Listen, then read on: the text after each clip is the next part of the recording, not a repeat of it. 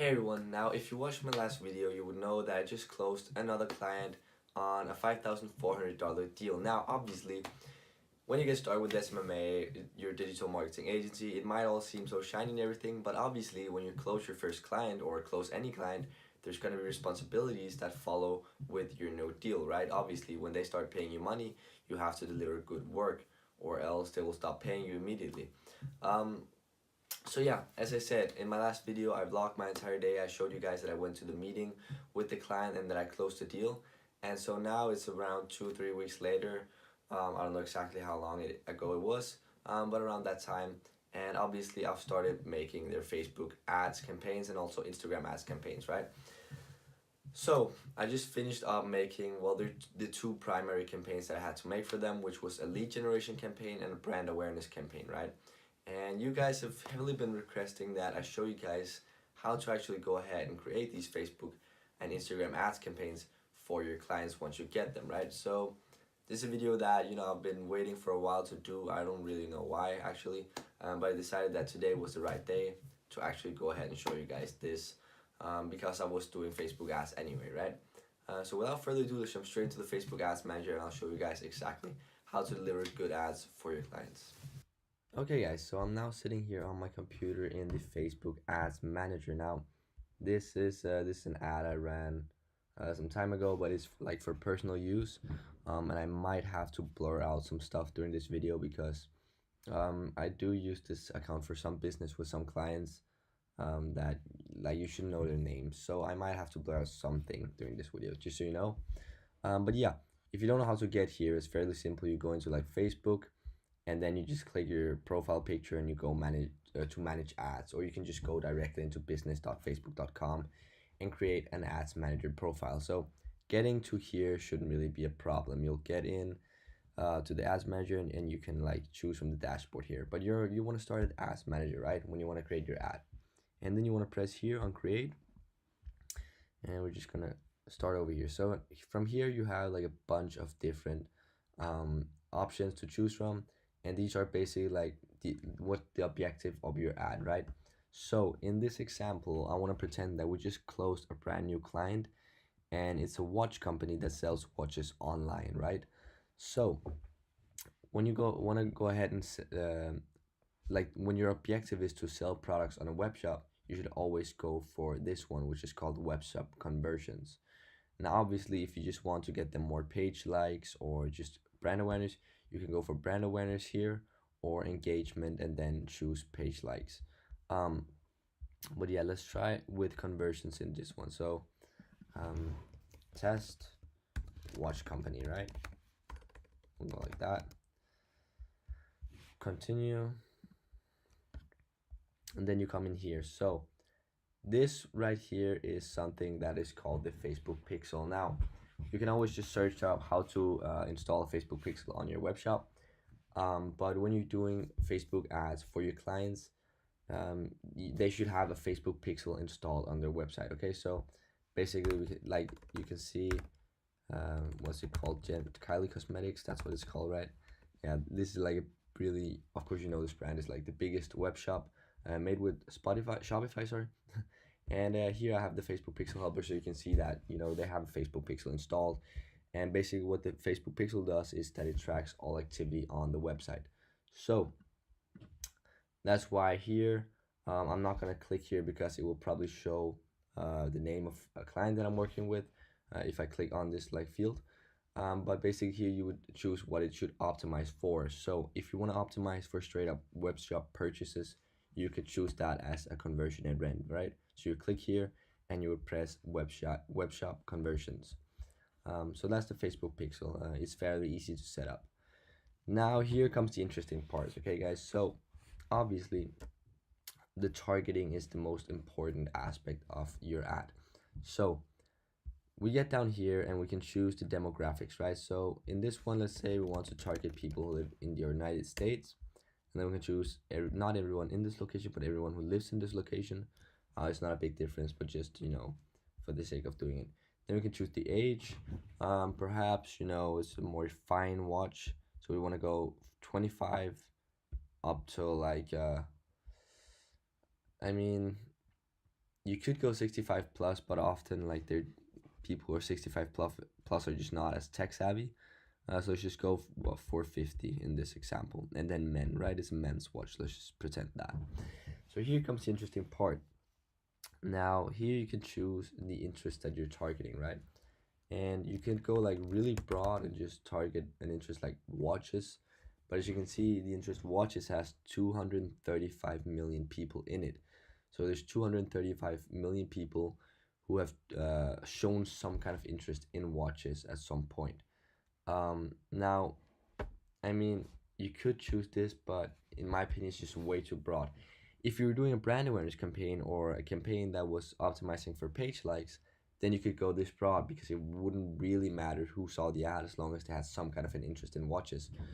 But when you're doing web shop conversions, sorry, you should be more specific with your ads. So you should be more specific with the targeting. So a good thing to target would be like Rolex, for example, because they're another watch brand. Rolex, because they're the biggest one, they might be, you know, a bit broad. But then you can go, when you have Rolex here, you can press suggestions, and then they will suggest other watch companies, right? So you could literally just go ahead and choose a bunch of these watch companies.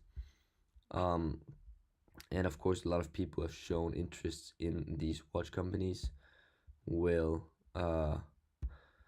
will obviously be interested in watches, right? Now actually I don't want to take out a couple of them. I want to take out the biggest one, so Rolex, just because it's too broad. You know what I mean? There could be a lot of people who just liked Rolex without really being into watches, right? I mean, the same goes for Omega and some of these, but yeah, let's just leave them. It's fine. You get the point, okay? So you can really go specific with this targeting. Then another other thing you can do is you could, for example, you could go, people have an interest in this, and you can narrow it and say, but they also have to be interested in Rolex. So not only do they have to be interested in one of these, but they also have to be interested in Rolex in order to be shown this ad. So one thing I do recommend you to go ahead and do is untick this box. And notice right now the potential audience reach is 65 million, sorry. It should go down when we untick this. See, it went down to 2 million people, so that is a huge difference. So basically, the expand interest box means that, you know, they will go out and find other kind of, basically they will target all of the suggestions, you could say it like that. But when you untick it, they only target the specific ones that you have listed here. So we're sitting at 2 million right now, right? Now here comes the placement. So for normal web shop conversion ads, I do recommend you to just keep feeds, okay? Nothing but the feeds. So we have the Facebook feed and we have the Instagram feed. Those are the ones we're gonna keep. Keep going. So here's the daily budget. This is in kroners, so let's just go for 50 kroners. That's probably about $7-8. Really the budget, of course, that's gonna depend on your client and how much they're willing to spend on ads. Now let's go ahead and press continue. And this I will have to blur out because this is the name of my client right here. So I'll just go ahead and choose Stage Digital. It shouldn't matter if you saw that. And also I'll have to blur out this picture because it is a picture of the products that my clients make. Okay, so let's go ahead and choose single image or video here. And then, yeah, that's fine. Then you want to upload a video or a picture, sorry. Could also be a video.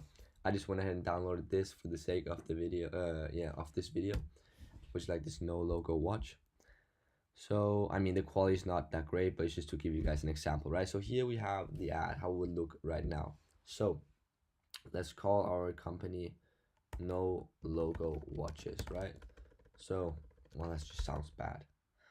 But basically, this is the ad copy. This is the text that is going to be displayed up here on the top of the ad. So let's just go the timeless watch piece, no piece.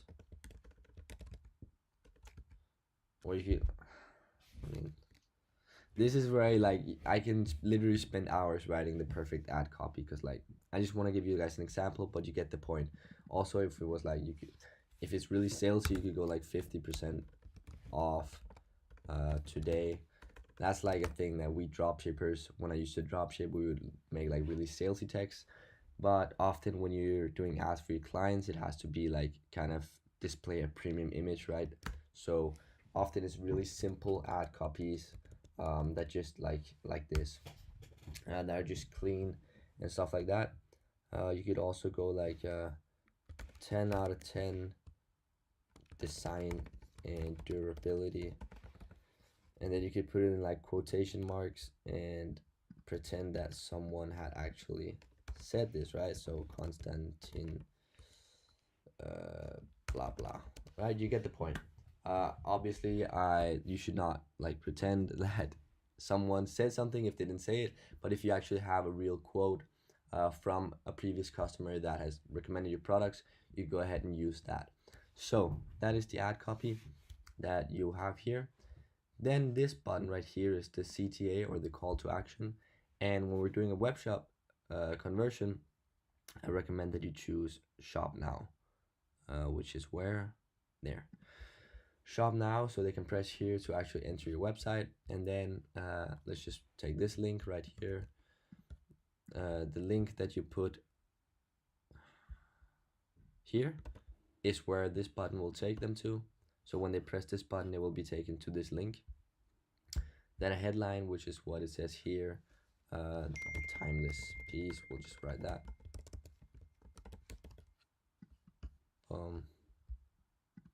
Yeah, it says it here. And you have the web shop name there. And I mean, this text doesn't really matter much. And you can also change the display link right here. So you could go like, I don't know, if it were Amazon, it would probably say amazon.com. Yeah, so that just changes that, but you shouldn't really be fidgeting with that either. Doesn't matter much. Like that. Okay, so basically we have the ad, right? We have the ad picture here, we have the ad copy, and we have the call to action down here, and you can actually see how it looks. Now if you want like a preview of how it looks on your phone, you can press here and it can send a notification to your Facebook, so you can see the ad, how it will look on the feed on your phone. But yeah, so that's the ad creation, and here is the targeting. If we go back, you have the Facebook pixel. I would have chosen the purchase conversion here. Then you have the potential audience reach, which is 2 million people. You can see that it'll be shown to an estimate of between 265 and 1,500 people a day. And this conversion estimate is never accurate, to be honest. So here we have the demographics that we're targeting: people who live in the United States, well, men who live in the United States between the ages of 25 to 50, who are interested in any of these watch companies and also Rolex. And then it is being shown on the Facebook feed and on the Instagram feed. And the daily budget is 50 kroners. That is basically everything you have to know in order to create a web shop conversion ad. Now, if we went out here and chose another objective, I mean, let's just choose like, let's go ahead and choose page likes. Test page likes. I mean, there will be some different things you can choose. Like, for example, you don't have to choose a pixel conversion. You just have to choose the page that you want to that you want the ads to run for. But again, we have the same story here with the audience, the demographics, and the targeting here, the interest targeting, the placements, the budget, and obviously the ad as well here, right? So yeah, that is basically everything you need to know. Now obviously, if there's something that you wanted me to cover more in depth, please leave a comment down below and I'll be sure to help you guys out about that. But yeah, that's basically it for this video. I really hope they help you out. So yeah.